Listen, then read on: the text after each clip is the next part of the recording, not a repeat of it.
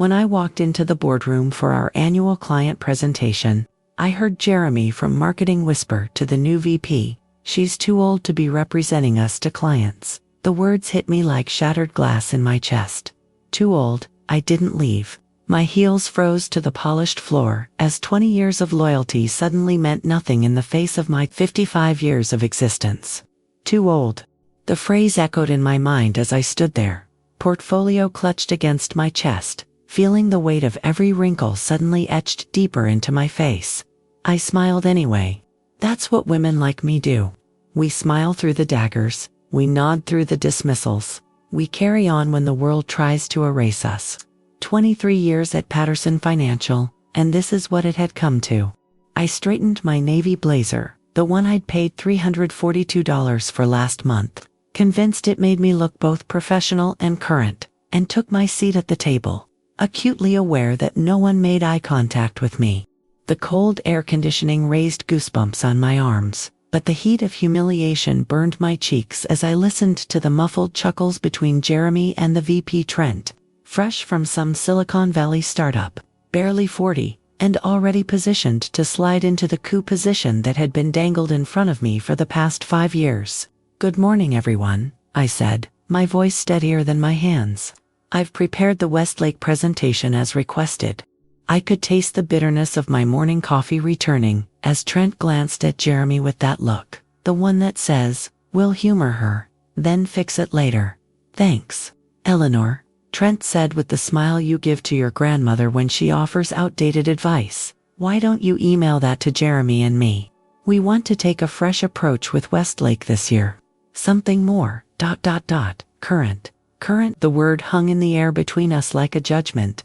I'd brought in the Westlake account 8 years ago. I'd grown it from a $340,000 annual contract to a $2.7 million cornerstone of our portfolio. I knew their CFO's children's names. I remembered when their CEO got divorced and remarried within 3 months. I was the reason they stayed through the 2020 market crash when they were considering jumping to Goldman. But apparently, none of that mattered when weighed against the silver strands in my hair and the laugh lines around my eyes. "Actually," I said, opening my portfolio, "I've already incorporated the demographic research from our digital team. The presentation reflects the shift in Westlake's target market toward younger homebuyers while maintaining their traditional values messaging." I passed copies around the table, watching Jeremy's face contort in what I recognized as frustration that he couldn't immediately dismiss my work. The meeting continued with that peculiar tension that only women my age recognize, being simultaneously invisible and yet closely scrutinized for any mistake. When I spoke, Trent checked his phone. When I referenced data points, Jeremy interrupted to clarify, restating exactly what I'd just said as if it were his own insight. By the time we finished, my jaw ached from maintaining my professional smile, and my shoulders burned from sitting impossibly straight, as if perfect posture could somehow compensate for the sin of aging. As everyone filed out, I heard Trent say to Jeremy, "Let's rework this before Thursday. It needs a more energetic approach." The word energetic sliced through me. I'd stayed until 11:30 p.m. 3 nights in a row to perfect that presentation, fueled by nothing but determination and the vending machine's subpar coffee. I gathered my materials slowly, methodically, buying time until the room emptied. Then I sat alone at the massive mahogany table, staring at my reflection in its polished surface.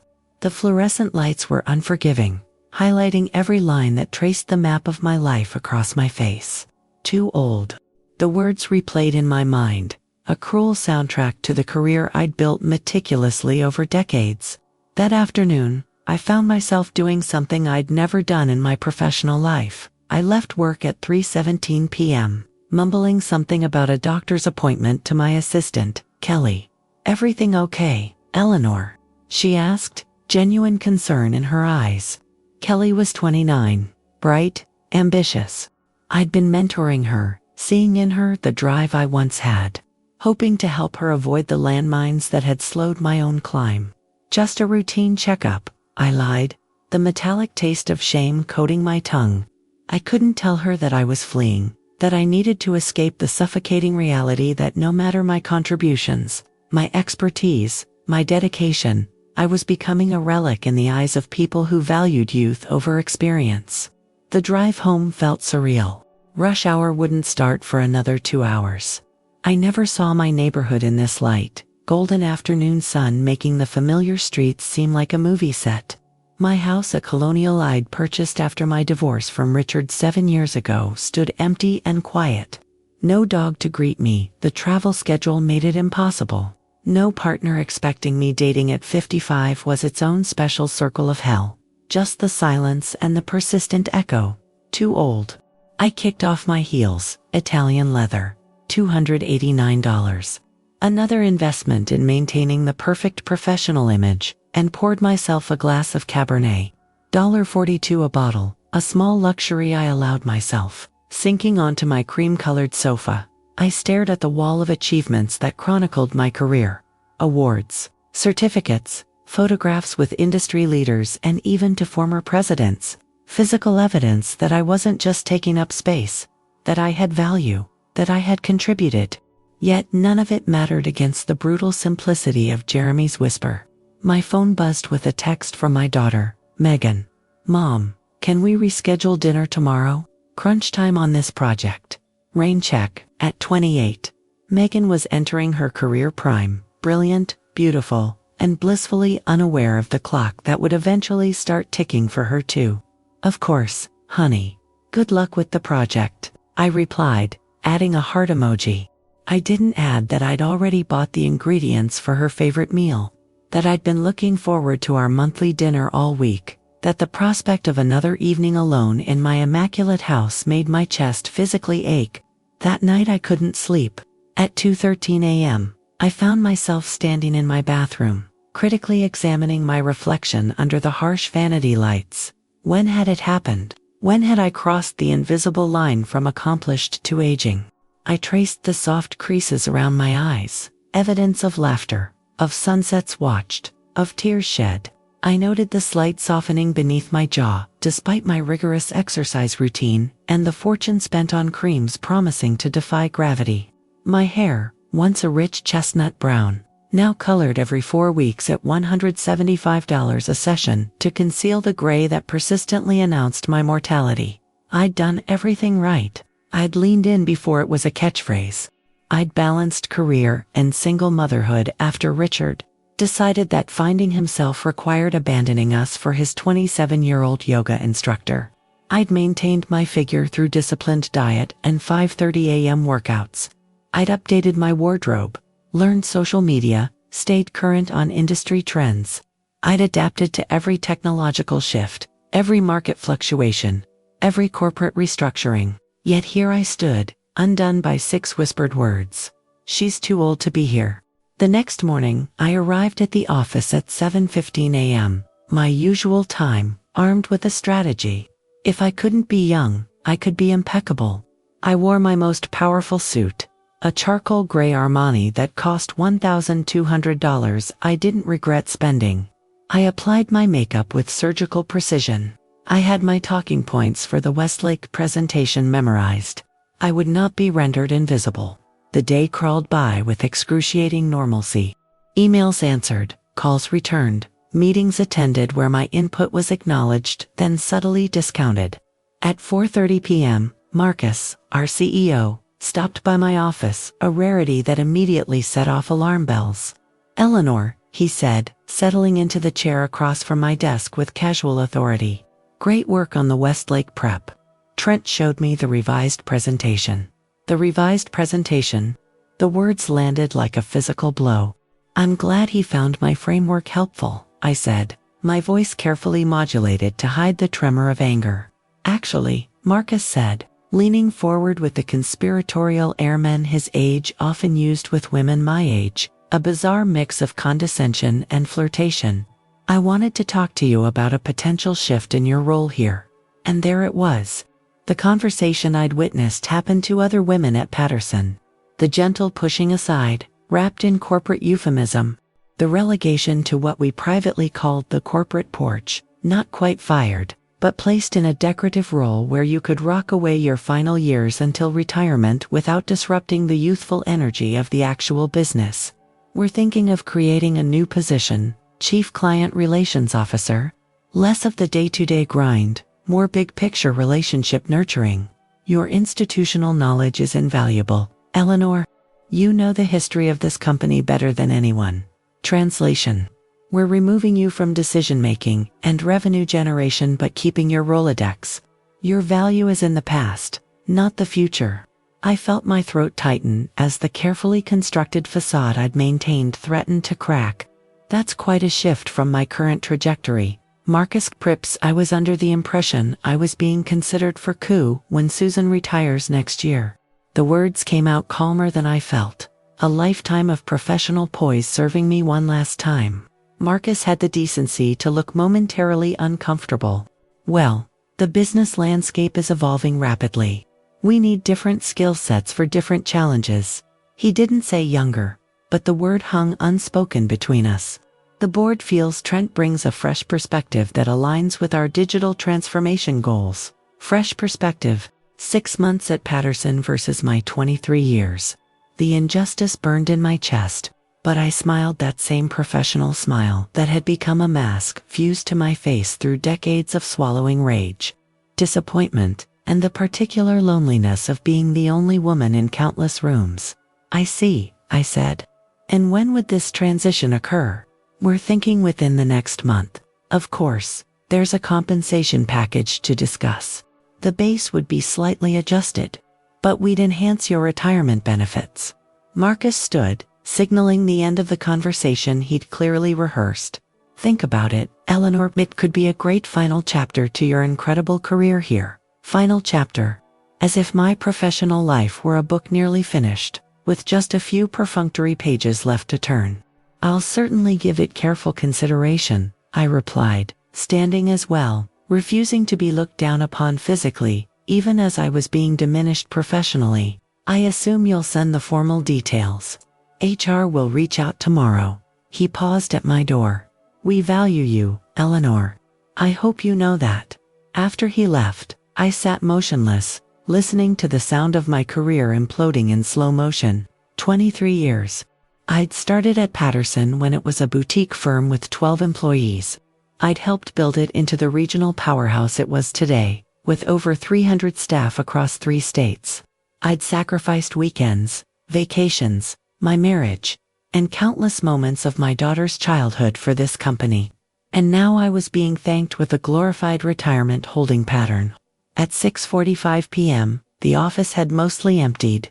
I should have gone home, but I couldn't bear the thought of that silent house, of sitting alone with the reality of my situation.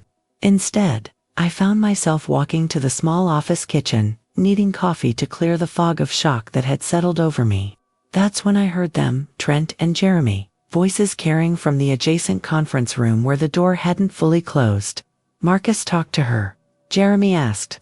This afternoon. Handled it well, from what he said. She's being moved to some client relations role. Ceremonial, basically. Thank God. The Westlake presentation would have been a disaster. Did you see those PowerPoint transitions? Straight out of 2010. They laughed, the sound slicing through me. I stood frozen, coffee cup halfway to the machine, as they continued.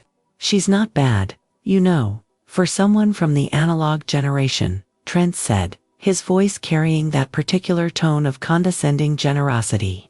But this business moves too fast now. We need people who naturally think digital, not who learned it halfway through their career. Plus, clients want to see themselves reflected in who they work with, Jeremy added. Young, dynamic companies want young, dynamic advisors, not someone who reminds them of their mom. Their mom. I was 55, not 75. I had run marathons. I had closed deals worth millions. I had weathered market crashes and digital revolutions. I had earned every single day of my life, every line on my face, every strand of gray in my hair. And here I was, being dismissed by men whose professional diapers I had effectively changed, reduced to a maternal stereotype past her expiration date. Something shifted inside me at that moment. a tectonic plate of self-perception moving after decades of stability. The coffee cup in my hand suddenly felt insubstantial, as though it might dissolve. I set it down carefully on the counter, turned, and walked with deliberate steps back to my office. Not running away this time, but moving with purpose. I sat at my desk and opened my laptop. With methodical precision, I began to document the conversation I'd just overheard, recording every word while it remained fresh in my memory. I noted the time, the location, the participants. Then I opened my email and began scrolling through months of correspondence, saving specific messages to a folder on my desktop, messages that showed my ideas being initially dismissed, then later implemented without credit. Emails that demonstrated pattern after pattern of subtle diminishment. A strange calm had replaced the shock and anger. This was no longer about a role being taken away or my ego being bruised. This was about a systemic problem bigger than me, but one that had chosen me as its current target. And for the first time, I was seeing it with complete clarity. At 9:12 p.m., I was still at my desk when my phone rang. It was Megan. "Mom, are you still at work?" I tried calling the house. "Just finishing something important." "Honey," I said, surprised by how normal my voice sounded. "Are you okay? You sound weird." My brilliant daughter, always perceptive. "I'm fine, just processing some new information." "Work stuff?" she asked. "Life stuff," I replied. "How's your project going?" "Brutal, but I'm handling it," she said with the confidence of youth, the belief that effort and ability would always be fairly rewarded. I remembered that feeling. "Don't work too late, Mom. You always tell me nothing's worth burning out over." "Wise advice," I said, smiling despite everything. I should listen to myself more often. After we hung up, I looked at the collection of evidence I'd assembled. It wasn't just about me being pushed aside. It was about what that represented, the systematic devaluation of experience, of institutional knowledge, of the particular perspective that only comes with living long enough to see patterns repeat. It was about the invisibility that seemed to descend upon women precisely when they had the most to contribute. I thought about the young women at Patterson, Kelly, Jenna in accounting, Zoe in client services. Bright, ambitious women who deserved better than to work their way up only to be discarded when they reached their peak value. I thought about other women my age who had quietly disappeared from the company over the past few years. Their departures explained away with vague references to new opportunities or lifestyle changes. As the realization crystallized, I felt something unexpected, not defeat, but determination. A fire that had nothing to do with climbing corporate ladders or proving my worth to men who had already decided I had none. This was about justice, about challenging a system that discarded women when their faces showed the mileage of their contributions. I carefully backed up all the files I'd collected, sending them to my personal email and to a USB drive I kept in my purse.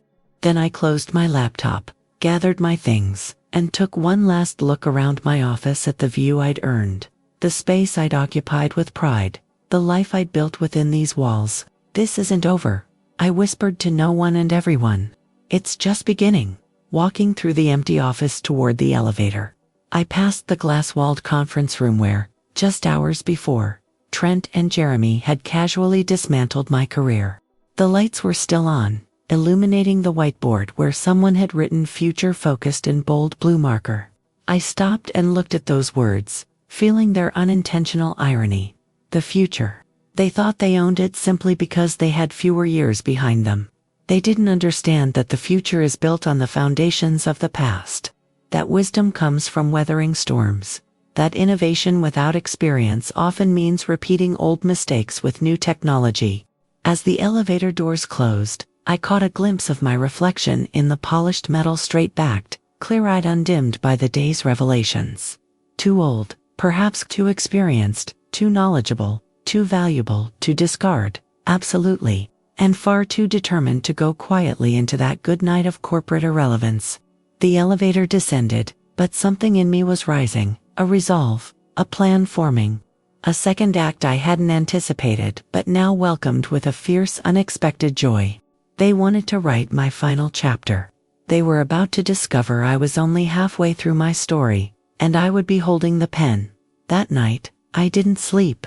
Instead, I sat at my kitchen island until 3:24 a.m., laptop open, a legal pad filled with meticulous notes beside me, strategizing with the same precision I'd applied to countless financial analyses over my career. My house was silent except for the occasional hum of the refrigerator and the soft ticking of the antique wall clock. A $785 splurge I'd allowed myself after closing the Donovan account 5 years ago. By morning, I had a plan. Not an emotional reaction, not a rage quit, but a calculated, strategic approach to what was clearly wrongful treatment. The lawyer in me, the one who had earned a JD before switching to finance, had awakened after decades of dormancy. I brewed coffee, strong and black, and dressed with particular care, a crimson blazer, over a cream silk blouse, charcoal slacks, and Italian leather heels. Battle armor, carefully selected. The outfit costs more than many people's monthly rent, but in the corporate world, appearance was currency, especially for women my age. Too old, I would be impeccable. At the office, I maintained my usual schedule and demeanor, professional, efficient, unreadable. I attended a morning meeting where Trent presented his approach to a new market segment, an approach I had outlined in a memo 3 months earlier. I smiled and nodded appropriately, while my phone recorded the entire presentation from the pocket of my blazer. Great insights, Trent, I said when he finished, my voice warm with practiced insincerity. Reminds me of something similar I suggested last quarter. Great minds, right? The flicker of discomfort that crossed his face was brief but satisfying. He recovered quickly, of course. We've evolved the strategy substantially since then, Eleanor. The market's changing rapidly. Indeed it is, I replied, maintaining eye contact until he looked away first. A small victory, but I was collecting them now, storing them like ammunition. At 11:45 a.m., Lisa from Human Resources called. Eleanor, do you have time to meet this afternoon? To discuss the transition Marcus mentioned. Absolutely, I said, my voice pleasant and neutral. Would 2:30 work? The meeting was exactly what I expected. A carefully scripted dance around the truth. Lisa, perhaps 10 years younger than me, but already showing the first signs of corporate anxiety in the fine lines between her brows, presented the exciting new opportunity with practiced enthusiasm that never quite reached her eyes. The Chief Client Relations Officer role leverages your vast experience and network, she explained, sliding a folder across her desk to me. While the base compensation is adjusted to reflect the reduced P&L responsibility, we're enhancing your retirement benefits package. I opened the folder to find exactly what I'd anticipated, a 22% reduction in base salary, elimination of performance bonuses, and an accelerated retirement contribution that essentially paid me to leave sooner. The message was clear. We value your past, not your future. I notice there's no reporting structure indicated, I said, keeping my tone curious rather than confrontational. Who would this position report to?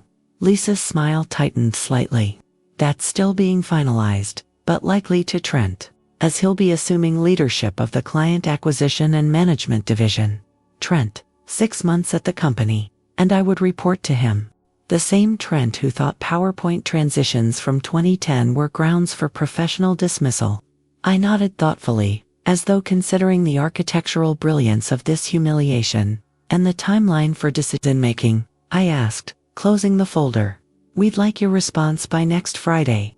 The transition would begin immediately after, with a formal announcement at the quarterly all-hands meeting. 2 weeks. They were giving me 2 weeks to accept professional obsolescence, to surrender the career I'd built over 23 years, to step aside for younger models who thought innovation began with their generation. Thank you, Lisa. This is certainly comprehensive. I'll review it carefully. I stood, tucking the folder into my leather portfolio. One question: is this restructuring affecting any other senior leaders? Lisa's discomfort was palpable. We're evaluating several roles as part of our organizational evolution. Anyone under 40? I asked, the question hanging in the air between us like a live grenade. Her eyes widened slightly. Eleanor, This isn't about age. Of course not, I finished for her. That would be illegal. I'm just curious about the demographics of this, evolution. I left her office with the satisfaction of having placed the first card on the table, not my whole hand. Just enough to signal that I wasn't as blind or compliant as they might have hoped. Back at my desk, I sent a carefully worded email to the HR department requesting copies of all performance evaluations for the past 5 years, my complete personnel file, and the company's written policies regarding reorganization and position elimination. All things I was legally entitled to. All requests that would leave a paper trail. At 4:15 p.m., I took a calculated risk. I knocked on Kelly's door, my assistant who I'd been mentoring for the past 3 years. She looked up from her computer, her face brightening. "Eleanor, what's up?" I closed the door behind me and took the seat across from her desk, a reversal of our usual positions that wasn't lost on either of us. "Kelly, I need your honest perspective on something," I said, keeping my voice low. "Have you noticed any pattern in how the company handles its more experienced employees?" Her expression shifted, caution replacing warmth. She glanced at the closed door, then back at me. "You mean older employees?" I nodded, appreciating her directness. She hesitated, then seemed to make a decision. "My previous boss, Diana, was relocated to a special projects role last year. She was 52. Before that, it was Martin from accounting to 58, offered early retirement, and Judith from legal, moved to a consulting position at 49. She paused. "They're coming for you, aren't they?" The bluntness of her question, "They're coming for you," struck me with its accuracy. They've created a new position for me, one with less responsibility, less compensation, and less future. Kelly's eyes flashed with anger. "That's such bullshit. You're the reason the Westlake account even exists." "Language," I said automatically, then laughed at the absurdity of policing her vocabulary while discussing my professional execution. "But yes, it is problematic." "What are you going to do?" she asked, leaning forward. "You're not just going to take it, right?" In that moment, I made another decision to trust this young woman who had shown more loyalty in 3 years than the company had in 23. "I'm exploring my options, but I need information. Patterns, communications, decisions that might suggest this isn't about organizational evolution, but about something more discriminatory." Understanding dawned in her eyes. "You're building a case." I neither confirmed nor denied, but my silence was answer enough. "I have access to the shared drive where they keep reorganization plans," she said quietly, "and the HR database for hiring demographics." "That would be helpful to know," I replied carefully, "though I would never ask you to do anything that might jeopardize your position here." Kelly's smile was sharp. "My mother is 54. Eleanor, she lost her teaching job last year because suddenly she wasn't connecting with the students after 20 years of outstanding evaluations. This isn't just your fight."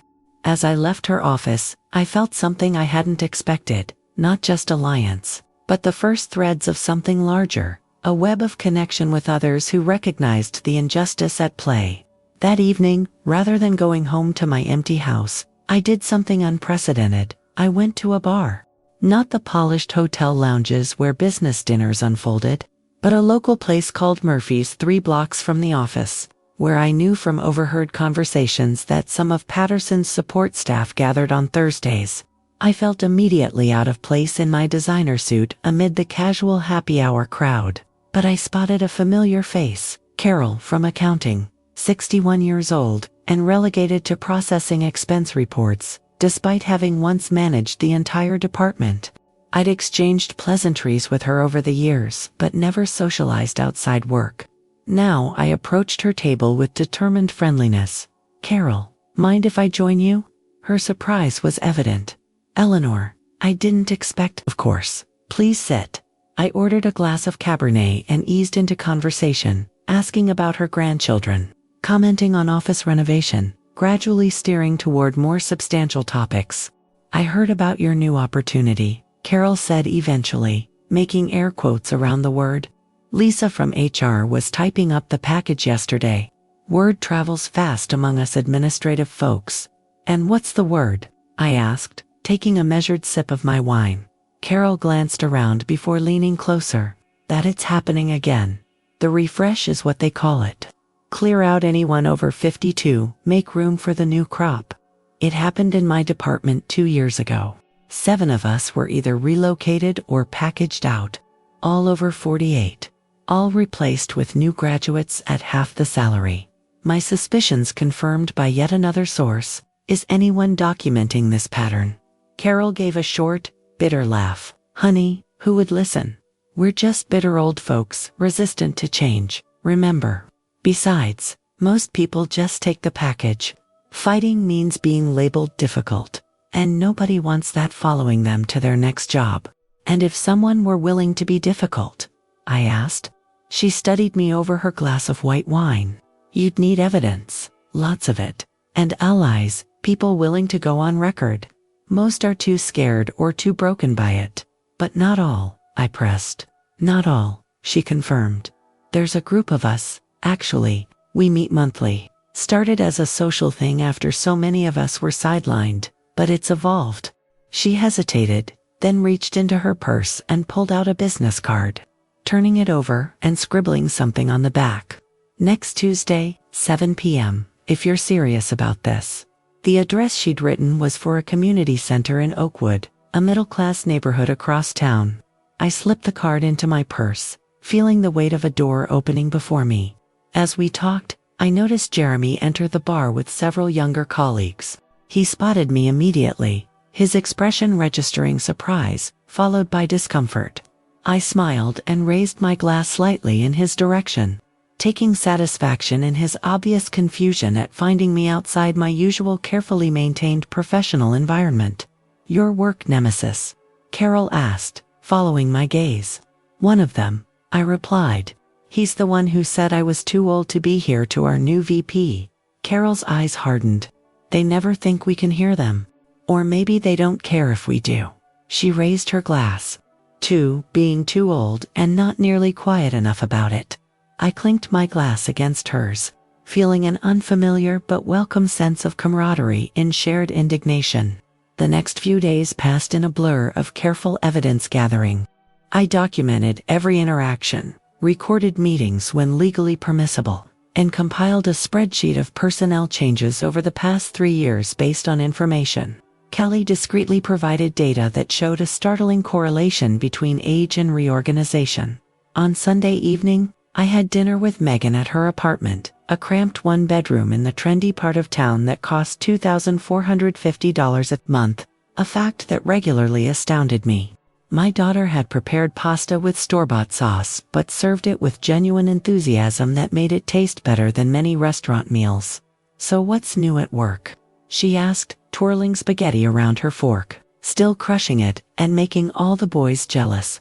I hesitated, uncertain how much to share. Megan had always seen me as invincible, the mother who could juggle single parenthood and career advancement without dropping either ball.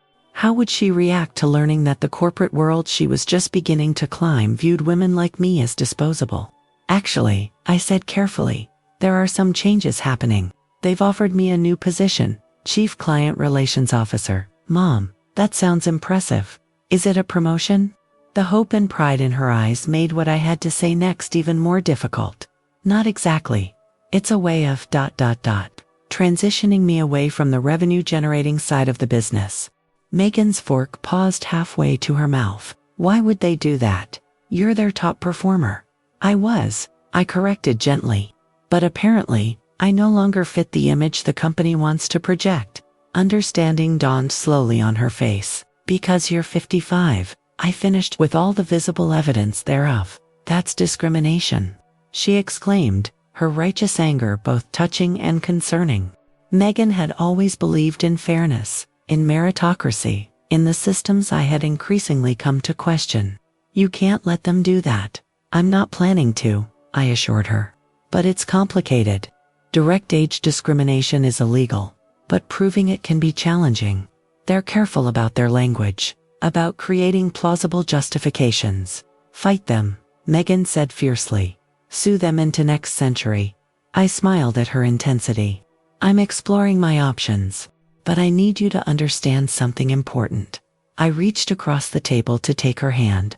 This isn't just happening to me, it's systemic. And someday, if nothing changes, it could happen to you too. She pulled back slightly. That's different. My generation doesn't care about age the same way. We're more progressive. The innocence of her belief was both beautiful and heartbreaking, perhaps. But power structures have a way of perpetuating themselves, even when the faces change. Just ...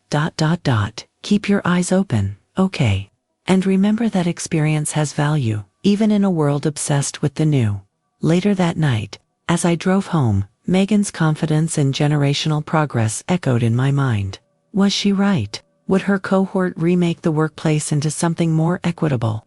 Or would they simply adapt to the existing power structures once they gained access, preserving the system that would eventually discard them too? Tuesday evening found me navigating to the address Carol had given me. The Oakwood Community Center was a modest brick building, the kind of place that hosted AA meetings and children's chess clubs. I checked my appearance in the rearview mirror before going in a habit born of decades in corporate America, where a woman's competence was often judged by her lipstick precision. Inside, I followed the sound of voices to a small meeting room where about 15 people sat in a circle of folding chairs. They ranged in age from late 40s to what appeared to be early 70s. A mix of genders and ethnicities, unified by the invisible badge of having lived long enough to become professionally inconvenient. Carol spotted me and waved me over. "Everyone, this is Eleanor Harrison from Patterson Financial. Eleanor, welcome to the professionally mature." There was a ripple of knowing laughter at the euphemism. A distinguished black man with silver temples stood and offered his hand. James Washington, formerly Chief Marketing Officer at Brightline Tech, now Strategic Consultant, which means they keep my name on the website, but I'm no longer invited to meetings. 62 years young, and apparently too decrepit to understand social media, despite having launched our company's first digital campaign in 2004. Others introduced themselves with similar credentials and stories. Jennifer, 57. Demoted from head surgical nurse to administrative duties after 29 years. Michael, 52, passed over for senior partnership at his law firm in favor of a 34-year-old with half his case experience. Diane, 64, whose teaching contract wasn't renewed after 32 years because the school wanted fresh perspectives. Each introduction included not just their professional displacement, but their age, stated proudly, defiantly, a reclaiming of the very number that had been used to diminish them. "We started meeting just to vent," explained Diane, who seemed to be an informal leader of the group, "but we've evolved into something more structured. Part support group, part advocacy, part legal cooperative." "Legal cooperative?" I asked. James nodded. "We have 2 employment attorneys who work with us pro bono. One is actually my daughter." He smiled proudly. "We help each other document patterns, build cases, and when possible, fight back through proper channels." "And when proper channels fail?" I asked. The room grew quieter, more serious. "Then we get creative," Jennifer said. "Nothing illegal, nothing unethical, but ... creative." As the meeting progressed, I learned that this group had helped 7 people successfully settle age discrimination claims against their employers over the past 18 months. They had a database of company patterns, documentation strategies, and a network that extended to similar groups in 3 neighboring states. Most corporations count on isolation and shame to protect them, Diane explained. People who are pushed out feel like failures, like it's their personal deficiency rather than a systemic problem. We break that isolation. For the first time since hearing those devastating words in the boardroom, I felt something close to hope. Not just for my situation, but for the possibility of larger change. These weren't bitter people nursing grievances. They were experienced professionals applying their considerable skills to a problem that had been deliberately obscured and normalized. The meeting ended with practical next steps for several members and a warm welcome for me to return. As people gathered their things, James approached me. "Your company, Patterson Financial, has come up in our database before," he said quietly. 3 cases in the past 5 years that fit the pattern. None pursued legal action. My heart raced at this confirmation. Would your daughter be willing to review my documentation? I'm still gathering evidence, but I'd value a legal perspective on my approach. James nodded. She's selective about taking cases, but I'll mention yours. Especially if you're willing to go the distance. Most people understandably settle quietly once they realize the emotional toll of fighting. I understand, I said. But this isn't just about my job anymore. He studied me with the perceptiveness of someone who had navigated complex corporate waters for decades. It never is, once you see the pattern. That's both the burden and the gift of our position. We have enough life behind us to recognize the systems at work, and hopefully enough ahead to do something about them. As I drove home, the weight of the past week, the humiliation, the anger, the strategic planning shifted slightly. It wasn't lighter, exactly, but differently balanced. Distributed now across a network of understanding I hadn't known existed. The following morning I arrived at Patterson to find an email from Marcus requesting a meeting to discuss my thoughts on the transition. Opportunity, I responded with professional promptness, scheduling it for 11 a.m. His office corner, with the floor-to-ceiling windows that symbolized corporate achievement, had been my aspiration for years. Now, sitting across from his mahogany desk imported $14,000, paid for with the bonus from landing the Westlake account I had secured. I saw it differently, not as a reward for excellence, but as a fortress protecting the status quo. Eleanor, he began with practiced warmth. I wanted to check in personally. Lisa mentioned you had some questions about the new role.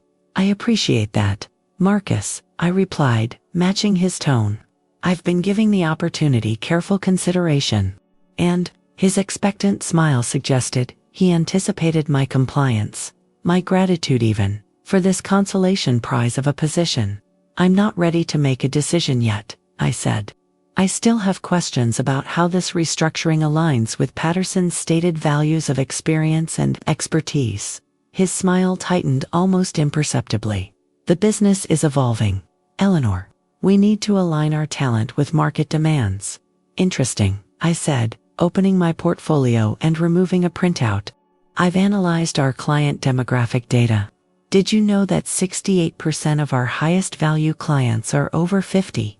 And that 72% of them specifically cite longevity and experience as primary factors in choosing financial advisors. Marcus blinked, momentarily thrown by my armed-with-data approach. Those are valuable insights. Perhaps they could inform your work in the new client relations role. Perhaps, I agreed. Though I wonder how clients might react to learning that the company doesn't value the same experience internally that it markets externally. The temperature in the room seemed to drop several degrees. Eleanor, I've always appreciated your directness, but I'm sensing some resistance here that concerns me. Not resistance, I corrected smoothly. Due diligence.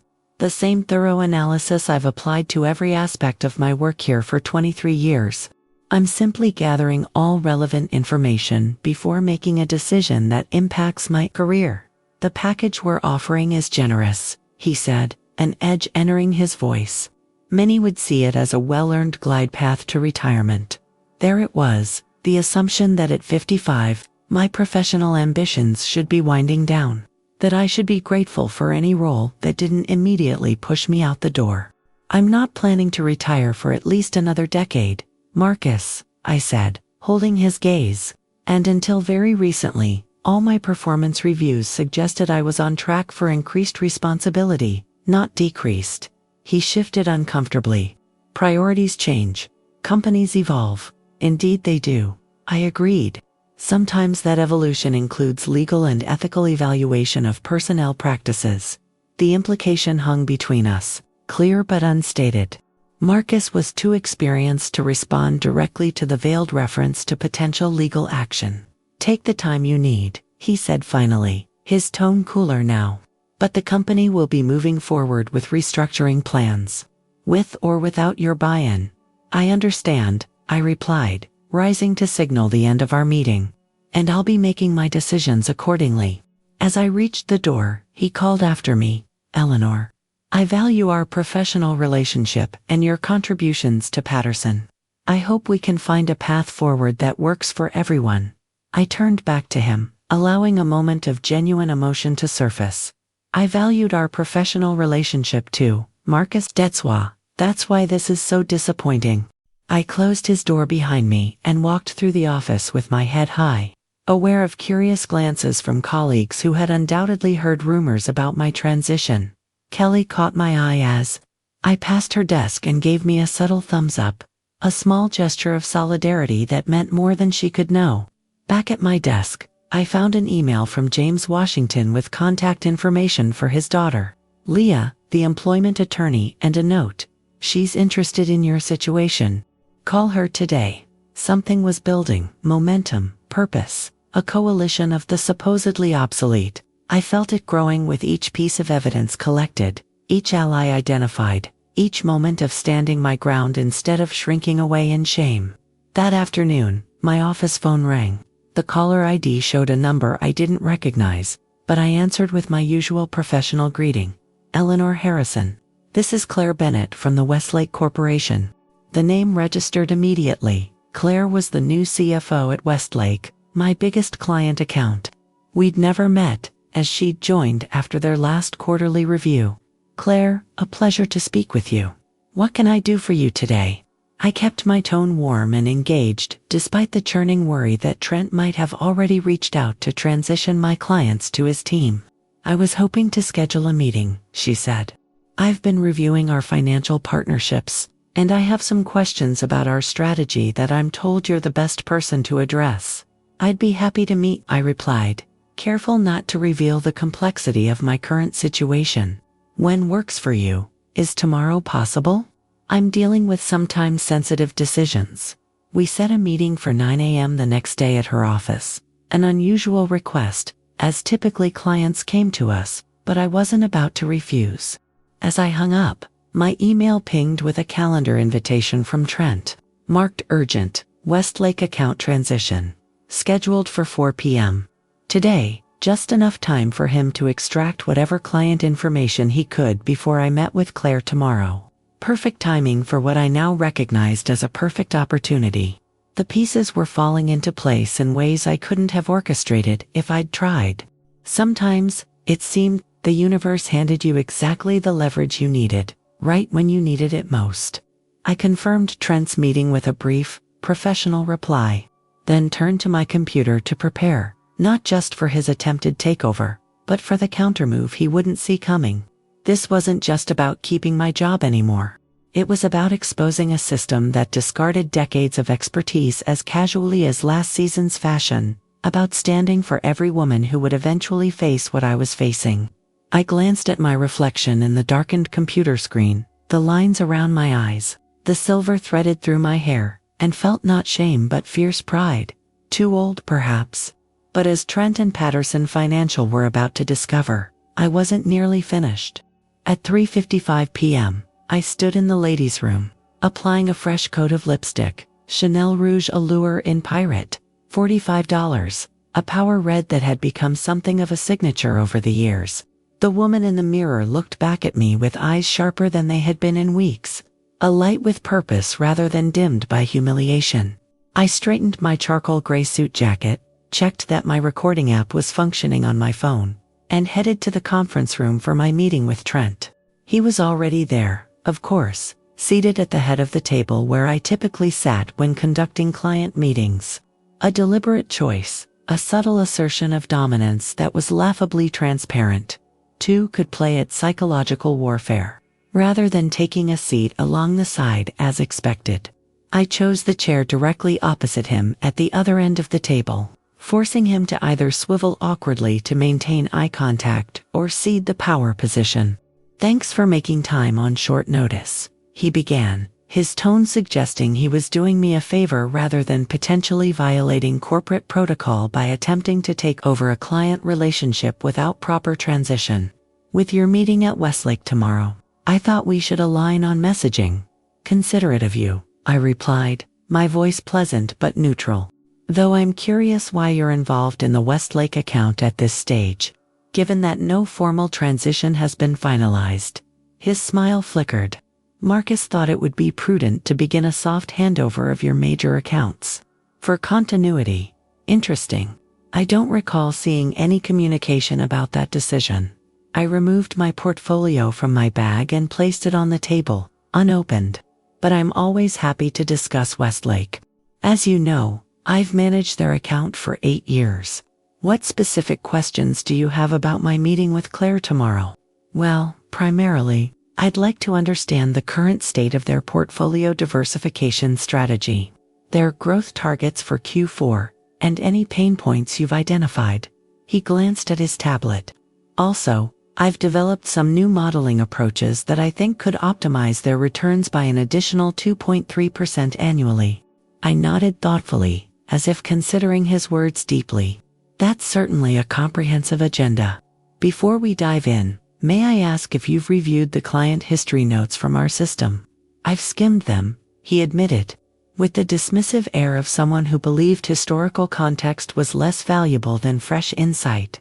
Then you're aware that Jim Bennett, Claire's husband and Westlake's CEO, lost his first wife to breast cancer in 2017, and that their charitable foundation focuses primarily on cancer research, and that their risk tolerance profile shifted significantly after that personal loss. Trent blinked, clearly having missed these crucial details. I was focusing more on their financial metrics than their personal background. Understandable, I said with a smile that didn't reach my eyes. Those metrics are certainly important. But in my experience, client relationships at this level are built on understanding the humans behind the numbers. Jim doesn't make a single major financial decision without considering how it aligns with his foundation's goals. If you present models that prioritize returns over their values-based investing principles, you'll lose their trust immediately. I watched discomfort spread across his face, the realization that client relationships weren't merely transactions but complex human connections built over years. Connections that couldn't be downloaded into a spreadsheet or gleaned from quarterly reports. I appreciate the insight, he said, regrouping. Perhaps you could walk me through the key personal factors that influenced their decision-making. And so I did. For the next 45 minutes, I shared carefully selected information about Westlake's history, their corporate culture, their leadership dynamics. Nothing confidential, nothing that couldn't be found in the client notes, but presented with the nuanced understanding that came from 8 years of relationship building. I watched Trent take furious notes, his earlier arrogance gradually replaced by the dawning comprehension of just how much institutional knowledge he was attempting to replace. One last thing, I said as our meeting approached its end. Claire specifically mentioned time-sensitive decisions when she called. In my experience, that typically signals one of 3 things. They're considering a major acquisition, they're responding to a competitive threat, or they're reevaluating their financial partnerships. Trent's expression sharpened. Which do you think it is? I'll find out tomorrow, I replied simply. Is there anything else you need from me today? His hesitation was brief but noticeable. Actually, it might make sense for me to join you at the meeting tomorrow, for continuity. And there it was. The move I had anticipated from the moment Claire's call came in. That's an interesting suggestion, I said, gathering my things unhurriedly. However, Claire specifically requested a private meeting, and given that no formal transition has been announced, introducing a new advisor without proper preparation could send a concerning message about stability. I understand, but I'm happy to provide a comprehensive debrief after the meeting, I continued smoothly. And if it does turn out they're reevaluating financial partnerships, that would certainly be a strategic time to introduce Patterson's vision for the future. He couldn't argue without revealing that he was more concerned with claiming territory than with the client's needs. That makes sense, he conceded. I'll look forward to your debrief. I left the meeting with a sense of having won a small but significant battle, not just maintaining control of the Westlake meeting, but reminding Trent that experience couldn't simply be downloaded or transferred like files. It lived in relationships, in context, in the 1,000 small observations accumulated over years of attentive service. That evening, I met with Leah Washington, James's daughter, at a small Italian restaurant 20 minutes from Patterson's offices. far enough to avoid running into colleagues, close enough to be convenient. Leah, at 42, carried herself with the confidence of someone who knew exactly how good she was at her job, which, according to her reputation, was exceptionally good. "My father speaks highly of you," she said after we'd ordered, "and he doesn't impress easily." "I enjoyed meeting him and the group," I replied. "It was illuminating to see how widespread this issue is." Leah nodded, taking a sip of her sparkling water. "Most people don't recognize the pattern until it happens to them. By then, they're often too isolated or demoralized to fight effectively." She set down her glass with precision. "You're gathering evidence, I understand." I provided a concise overview of everything I'd documented: the overheard conversations, the pattern of older employees being sidelined, the inconsistencies between my performance reviews, and the sudden decision to transition me. I also shared the information Kelly had discreetly provided about hiring and termination patterns. Leah listened without interruption, occasionally making notes on a small pad. When I finished, she was silent for a moment, her expression thoughtful. "You have the beginnings of a potential case," she said finally. "The documented pattern of age-related comments combined with the statistical evidence of disproportionate impact on older employees is significant. However, companies like Patterson are sophisticated enough to create plausible alternative narratives: reorganization, shifting market demands, changing skill requirements. So it's not enough," I concluded, disappointment creeping in despite my preparation for this response. "I didn't say that," Leah corrected, a hint of steel entering her voice. "I said it's the beginning. What would strengthen your position considerably would be evidence that your performance remains strong, that younger employees with similar or lesser qualifications are being treated differently, and most importantly, that the reasons given for your transition are pretextual, meaning they're covering for age discrimination. Like the fact that they've already assigned Trent to take over my largest client account before any transition has been finalized," I asked. A smile ghosted across her face. "Exactly like that. Procedural inconsistencies often reveal the truth behind carefully constructed corporate narratives." She leaned forward slightly. "Tell me about this meeting tomorrow with Westlake." I explained the situation, including my suspicion that Claire Bennett might be considering changes to their financial partnerships that could be particularly relevant. Leah noted, "If they're demonstrating continued confidence in you specifically, while your company is simultaneously claiming you're no longer effective, double quotes," she left the implication hanging. "So I should continue gathering evidence," I said. "Yes, but with purpose and caution. Employment cases are challenging, and the burden of proof is substantial.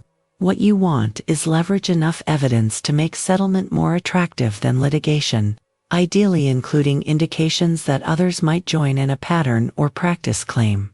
She passed me her card, with her direct number written on the back. "Document everything from your meeting tomorrow. And Eleanor," she added, her voice softening slightly, "remember that the goal isn't necessarily a lawsuit. The goal is justice, which can take many forms."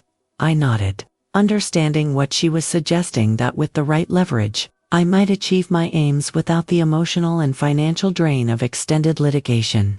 The next morning, I dressed with particular care, a navy suit that conveyed authority without aggression, accessorized with a vintage Hermes scarf that had been my mother's.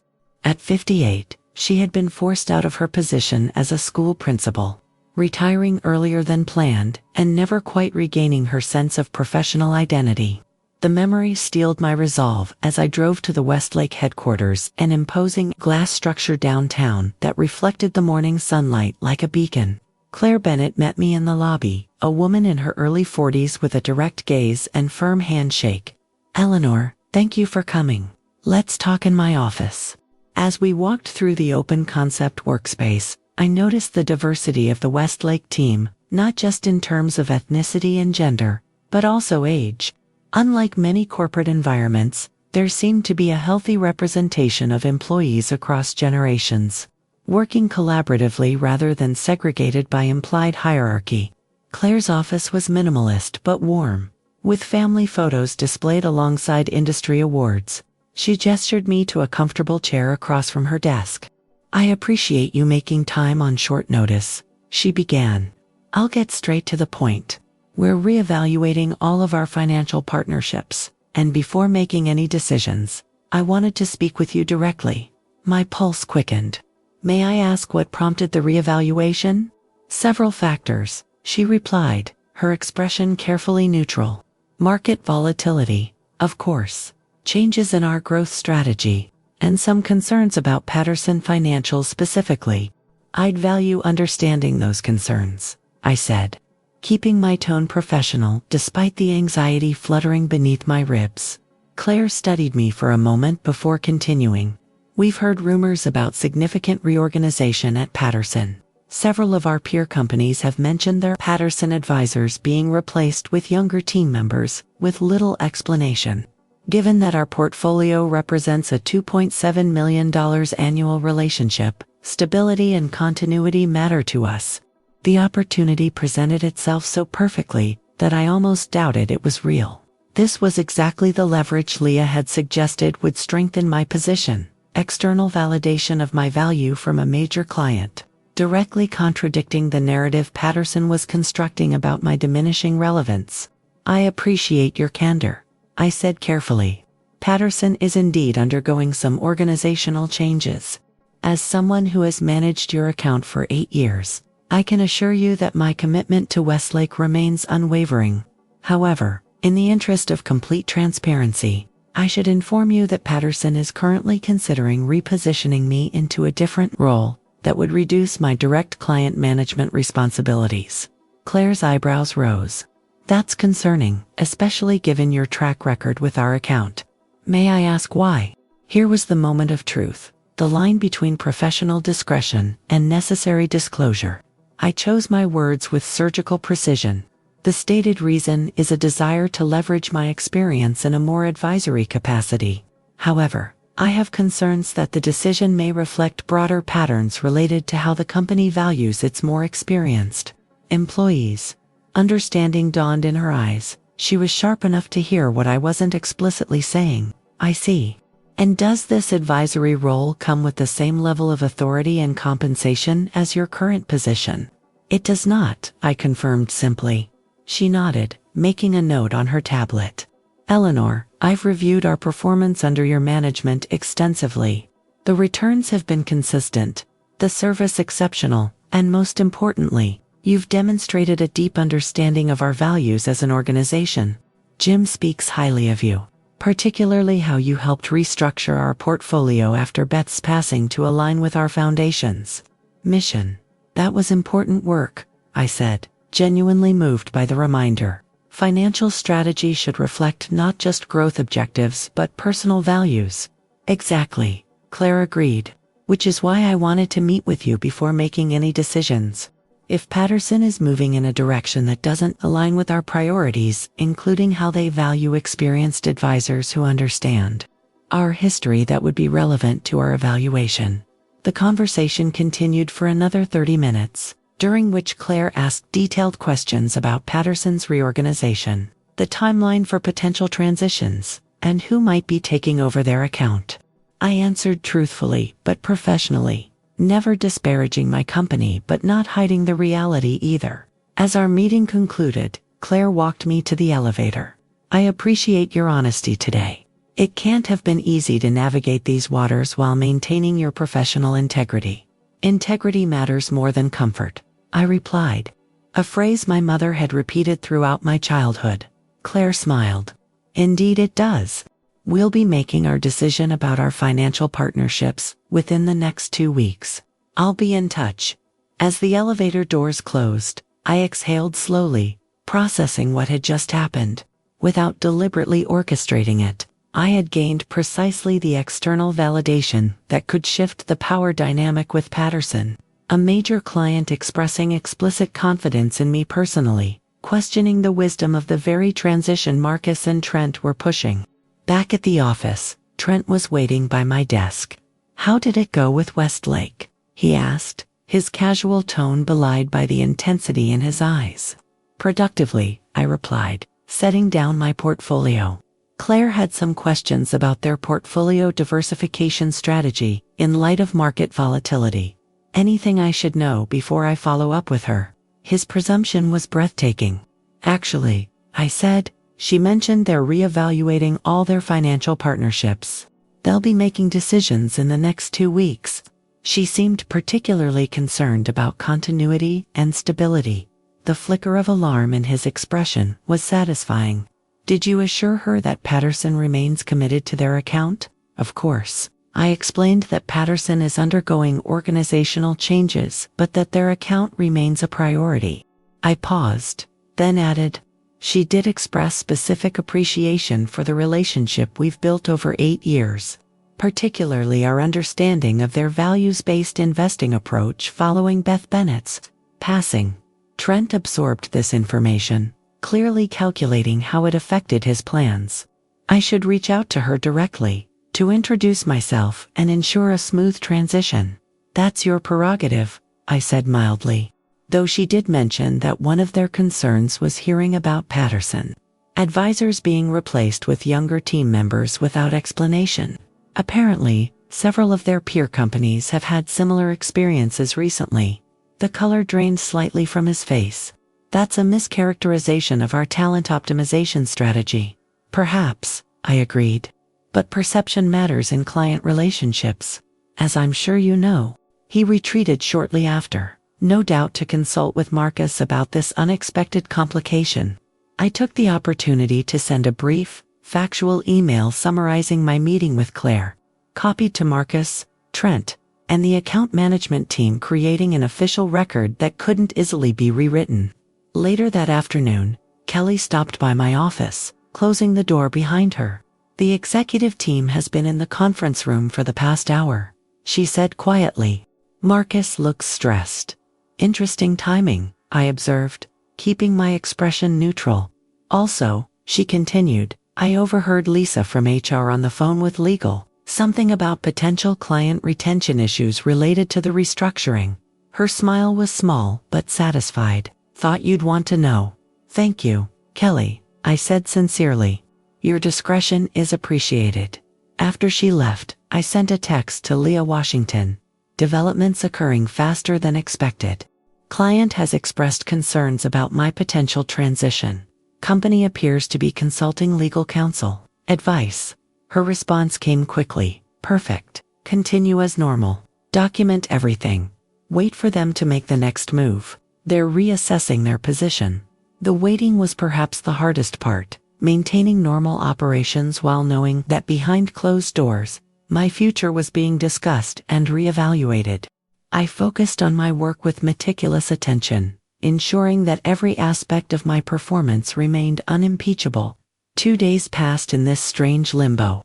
I attended meetings, managed client calls, and continued gathering information through the network of allies I'd cultivated. Carol from accounting reported hearing that the Westlake account was now considered at risk. James Washington shared that one of his former colleagues at Patterson had reached out to him privately, asking if he knew of any age-related complaints against the company. On Friday morning, Marcus's assistant called to schedule a meeting for 2 p.m. Just you and Marcus, she specified. In his office, I spent the intervening hours reviewing my documentation, consulting briefly with Leah by phone, and centering myself for whatever came next.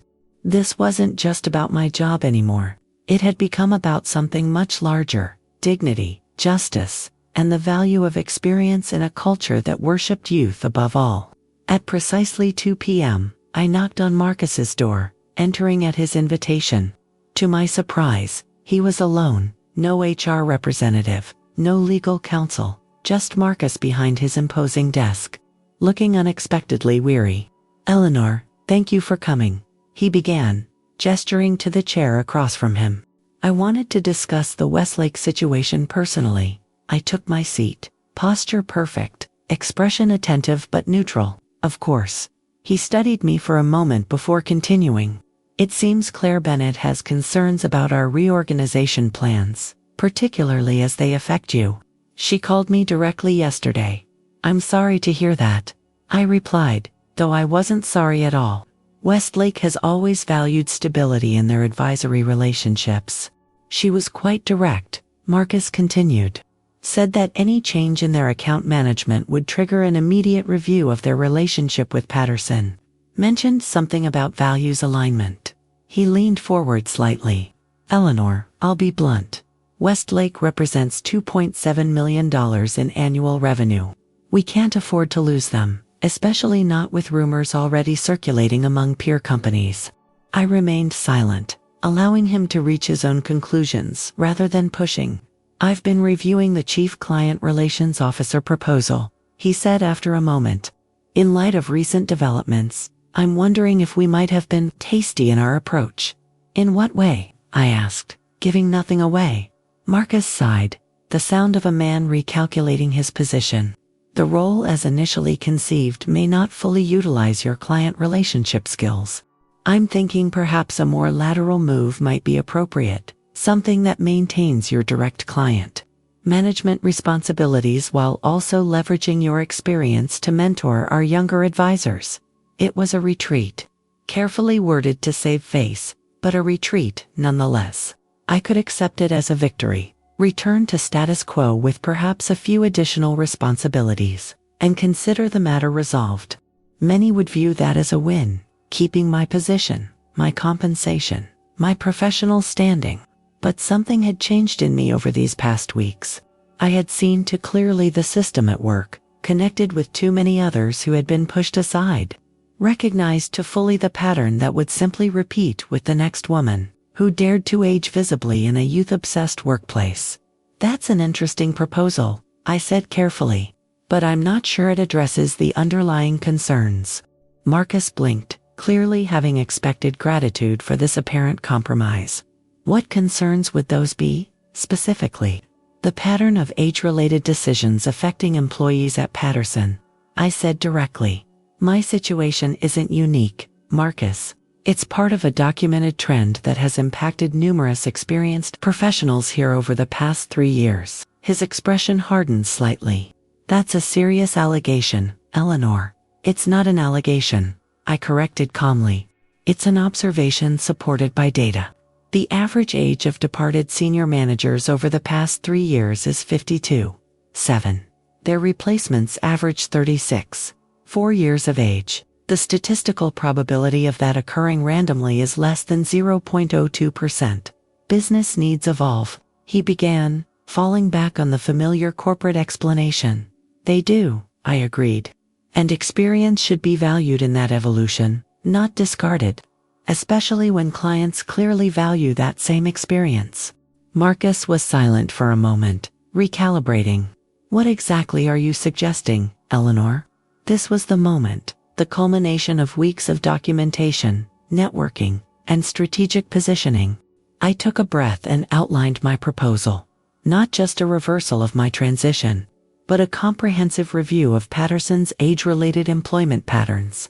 The establishment of a mentorship program, explicitly valuing cross-generational knowledge sharing, and a commitment to measuring age diversity with the same seriousness as other diversity metrics. That's ambitious, Marcus said when I finished. It's necessary, I countered. Not just ethically, but practically. Our clients are aging too, Marcus. They want advisors who understand their life stage concerns, who have weathered market cycles, who bring perspective that only comes with time. I leaned forward slightly, and they're beginning to notice when those advisors disappear, replaced with faces decades younger. And if we were to implement these changes, he said carefully, would that resolve your concerns satisfy? The subtext was clear. Would this prevent a potential age discrimination claim? With all the legal and reputational damage that might entail? It would be a significant step toward addressing systemic issues that affect not just me, but many valuable contributors to this company. I replied, I believe in Patterson's potential to lead in this area, to demonstrate that excellence transcends age. Our conversation continued for another 40 minutes, a careful negotiation disguised as a philosophical discussion about corporate values and market positioning. By the time I left his office, we had reached an understanding, not a complete victory. but a meaningful change in direction that would benefit not just me but others like me, present and future. As I walked back to my office, I felt a profound shift in my emotional landscape, not triumph exactly, but a quiet, solid satisfaction that went beyond the personal. I had stood my ground, faced the system that sought to diminish me, and forced it to reckon with its own contradictions. My phone buzzed with a text from Kelly. "What happened?" "Trent looks like he's seen a ghost." I smiled but didn't respond immediately. There would be time for explanations, for next steps, for building on this foundation. For now, I simply wanted to sit with the knowledge that I had refused invisibility, claimed my space, and perhaps opened a door for others to do the same. Later that evening, at home with a glass of my favorite Cabernet, I called Megan. "How's your project going?" I asked when she answered. "Finally finished," she sighed. "Sorry about canceling dinner again. You sound different. What's up?" I considered how to explain the seismic shifts of the past few weeks, the battle I'd waged, and the partial victory I'd secured. How did one convey to a 28-year-old the complex mix of injustice, determination, and solidarity I'd experienced? "I had an interesting week at work," I said finally. "Made some changes that were overdue. Actually, I'm thinking of hosting a small dinner next weekend. Would you be free? There are some people I'd like you to meet." "Sure," she said, curiosity evident in her voice. "Anyone I know?" "No," I replied, thinking of Carol, James, Diane, and the others who had become unexpected allies in this journey. "But they're people worth knowing. People with stories you might want to hear before you get to where they are." "Now I'm intrigued," Megan said. "Is everything really okay, Mom?" I considered the question, so simple, yet requiring a complex answer. Was everything okay? No, not everything. The system that had nearly discarded me remained largely intact. The battle barely begun, but something fundamental had shifted, both in my circumstance and in my understanding of my own power. "It's better than okay," I told her. "It's a beginning." 6 months passed with the speed of light and the weight of eternity. Patterson Financial transformed, not overnight, not without resistance, but with the inexorable momentum of an idea whose time had come. The mentorship program I'd proposed now paired experienced advisors with younger colleagues in relationships of mutual learning rather than one-way knowledge transfer. Our marketing materials proudly featured diverse teams spanning multiple generations. Most significantly, our client retention rate had increased by 7.2% quarter-over-quarter, a metric Marcus was happy to attribute to our new approach in the latest shareholder meeting. On a personal level, my position had evolved rather than diminished. I now carried the title of Executive Client Advisor, maintaining direct management of our top-tier accounts, while also serving on the newly formed Talent Development Committee. My compensation had increased by 12%. A quiet acknowledgement of the value I'd forced the company to recognize. Trent remained, his ambitions tempered but not extinguished. He avoided direct eye contact in meetings, our confrontation having revealed the limitations of his perception, but I made a point of including him in client strategy discussions where his technical skills genuinely added value. This wasn't about revenge, it was about recalibrating a system that had become dangerously imbalanced. The professionally mature group continued to meet monthly, but our focus had shifted from support to strategic advocacy. James Washington's daughter Leah now regularly provided pro bono legal consultations. We'd established a website documenting age discrimination patterns across industries, complete with resources for those experiencing similar situations. 3 members had successfully negotiated improved positions within their companies using our collective strategies. Small victories, perhaps, in the grand scheme of corporate America, but meaningful to the individuals whose careers and dignity had been preserved. On a crisp October evening, exactly 7 months after I'd overheard those fateful words about being too old, I hosted a dinner party at my home.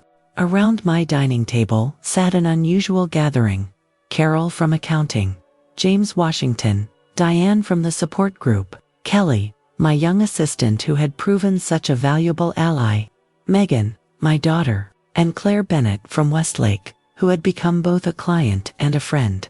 The dining room glowed with soft light from the antique chandelier I'd splurged on $1,230 at an estate sale, a celebration of my new compensation package. The table was set with my grandmother's china-inherited pieces that, like experience itself, had only grown more valuable with time. The conversation flowed as freely as the wine, $65 per bottle. Another small luxury I no longer hesitated to enjoy, touching on everything from workplace dynamics to mentorship opportunities to the subtle ways age bias manifested in everyday interactions. "I still can't believe what they tried to pull," Megan said, shaking her head as she reached for her water glass. At 29, she remained idealistic, but was now significantly more aware of the corporate landscape that awaited her in the decades ahead. "And they honestly thought you'd just what? Accept it quietly." "Most people do," Carol said, her voice gentle but firm. "When you're isolated, when you believe it's just happening to you, the path of least resistance seems logical. Why fight a system that big?" "Which is exactly why community matters," James added, raising his glass in a subtle toast to our gathering.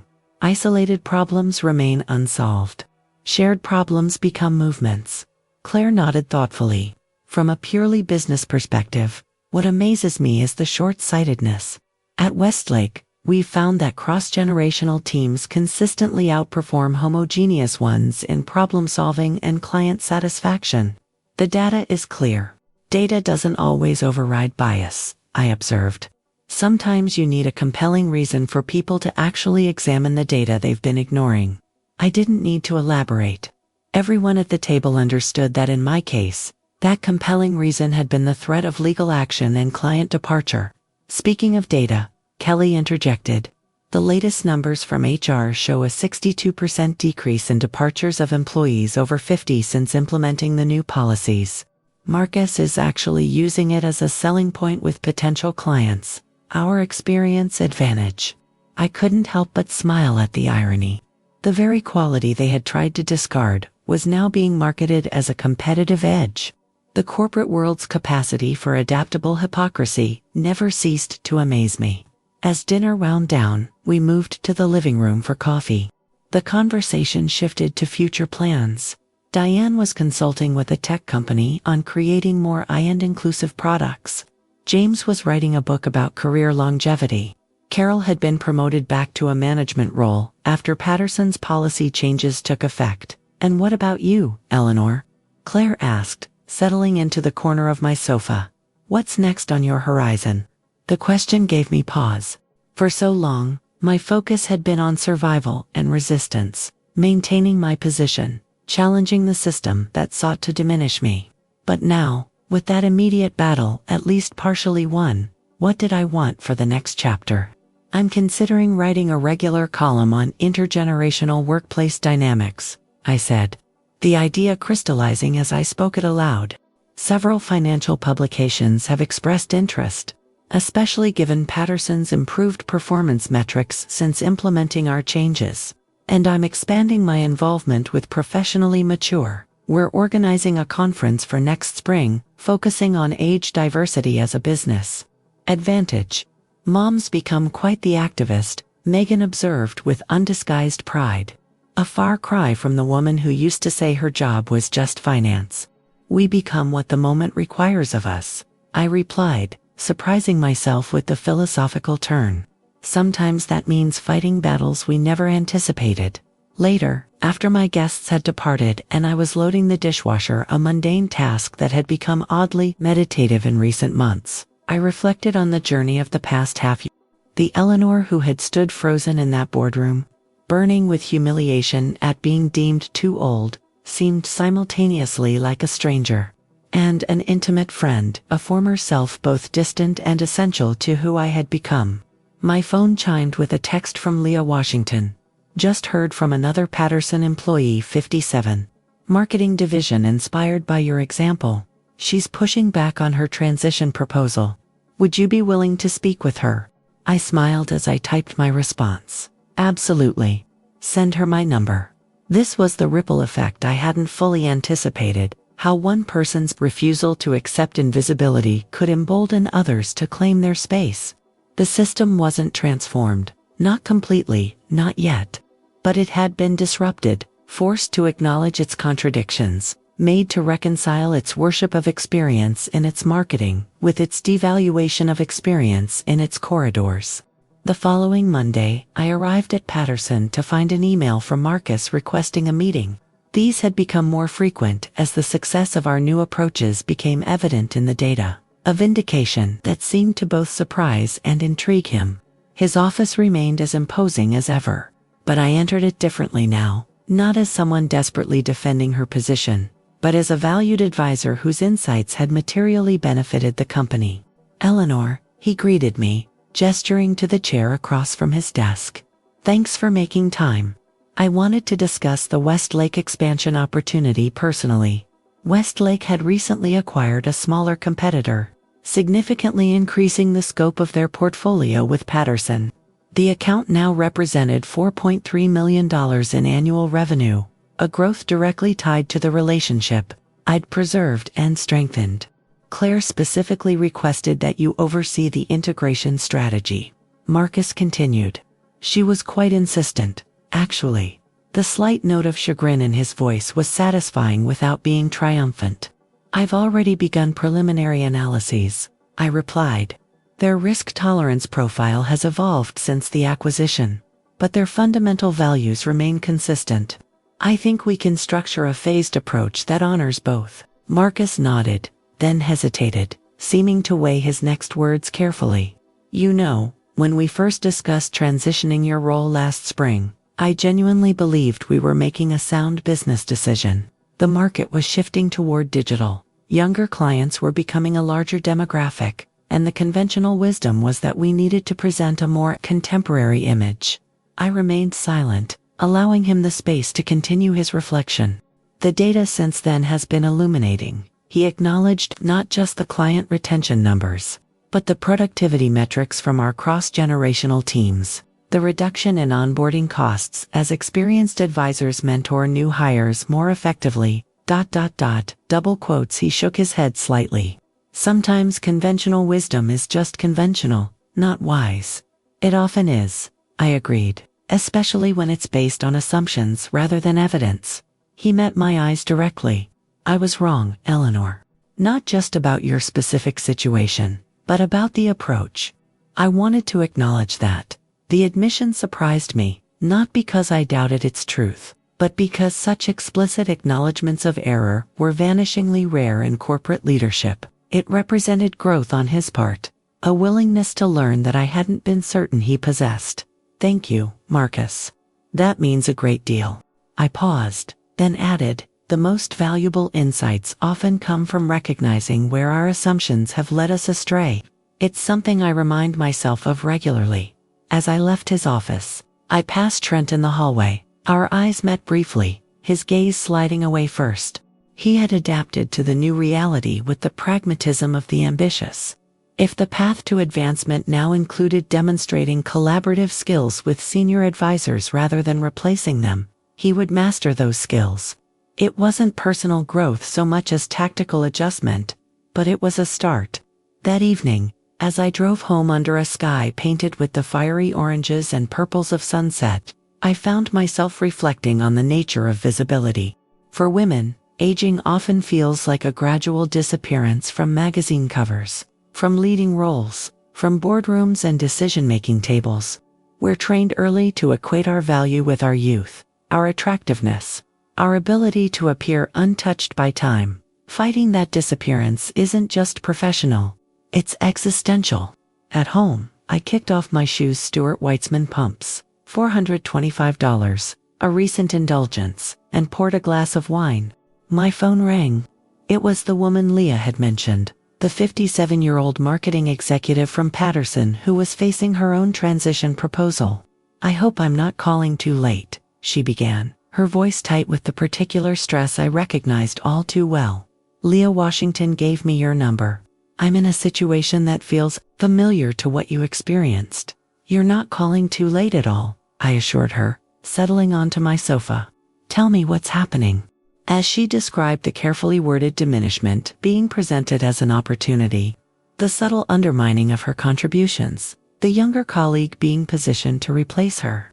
I listened with the full attention of someone who had walked that path and found a way forward. "It feels impossible," she said finally, her voice catching. "Like I'm fighting gravity." "It feels that way," I acknowledged. "But you're not alone in this fight. And while the system is powerful, it's not impervious to change." I took a sip of my wine, considering my next words carefully. "What they're counting on is your silence, your isolation, your belief that acceptance is your only option. They're wrong." "How do I even begin?" she asked. And so I shared what I had learned about documentation and strategic alliances, about leveraging client relationships and building networks of support, about knowing when to confront and when to strategically retreat, not as abstract principles, but as practical tools for navigating a landscape designed to make her invisible. By the time we ended our call an hour later, her voice had transformed, still concerned, still realistic about the challenges ahead, but undergirded now with a determination that hadn't been there initially. One more woman refusing to disappear, one more crack in the system that devalued the very experience it claimed to honor. I stood by my living room window, looking out at the neighborhood now settled into evening darkness. At 55, I was neither young nor old, simply in the middle of a journey that had taken unexpected turns. The woman who had once built her identity around professional achievement alone had become something more complex, part mentor, part advocate, part disruptor of systems that no longer served the greater good. "Too old to be here," they had said. But here I remained, more visible than ever. Not despite my age, but because of it, because of the wisdom, the perspective, the hard-won knowledge of systems and strategies that only time could provide. Not invisible at 55, but illuminated by the very experience they had tried to dismiss. The battle wasn't over, not for me, not for the countless others facing similar challenges. But we were fighting it now with open eyes, collective strength, and the powerful knowledge that we were neither alone nor powerless. That, perhaps, was the most important victory of all. Not just maintaining a position or a salary, but reclaiming the narrative of our own worth, our own continuing relevance in a world too quick to look past us. Too old to be here. No, exactly old enough to know why I belonged.